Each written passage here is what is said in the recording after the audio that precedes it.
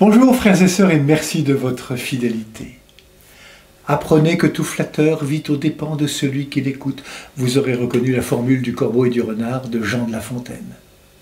Maître, disent les pharisiens et les partisans d'Hérode, nous le savons, tu es toujours vrai, tu te laisses influencer par personne. Nous voilà les témoins d'une flatterie flagrante des pharisiens et des partisans d'Hérode vis-à-vis de Jésus. Une flatterie qui cache une belle hypocrisie que Jésus a bien décelée. Il n'est pas dupe. Il sait qu'ils ne sont là que pour le piéger. Est-il permis, oui ou non, de payer l'impôt à César l'empereur? Comment Jésus va-t-il réagir pour se sortir de l'impasse, de cette fausse question, de ce faux dialogue, de cette fausse recherche?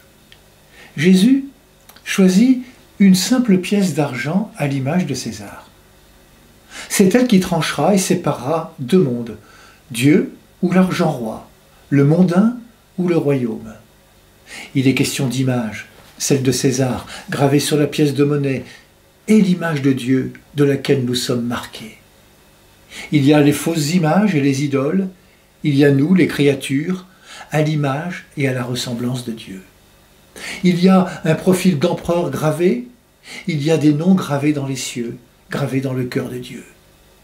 Il y a les détracteurs qui ne pensent qu'à eux, il y a les disciples qui veulent suivre Jésus. Il y a César et il y a Dieu le Père. Le royaume de Dieu n'est pas un royaume concurrent de celui de César. Il est d'un autre ordre, il se situe à un autre niveau.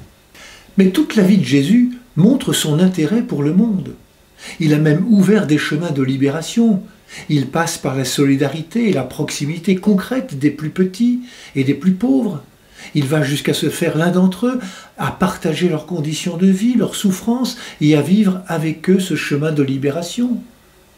Quant à savoir s'il faut payer l'impôt à César, s'il faut choisir telle ou telle stratégie économique ou politique face aux situations humaines complexes qui engendrent la misère, Jésus, en invitant à rendre à César ce qui est à César, renvoie chacune et chacun à sa responsabilité, à sa raison, à son intelligence, à sa liberté.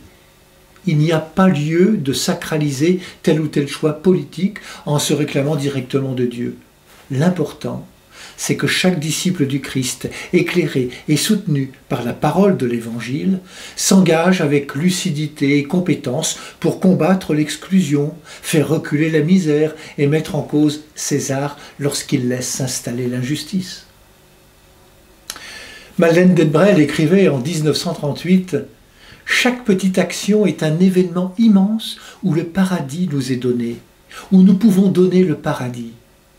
Qu'importe ce que nous avons à faire, un balai ou un stylo à tenir, nous autres gens de la rue croyons de toutes nos forces que ce monde où Dieu nous a mis est pour nous le lieu de notre sainteté. » Oui, la foi chrétienne ne sera jamais un désintérêt pour le monde, mais ne se laissera pas non plus enfermer dans le monde. Souvenons-nous des paroles de Jésus au jour de sa passion.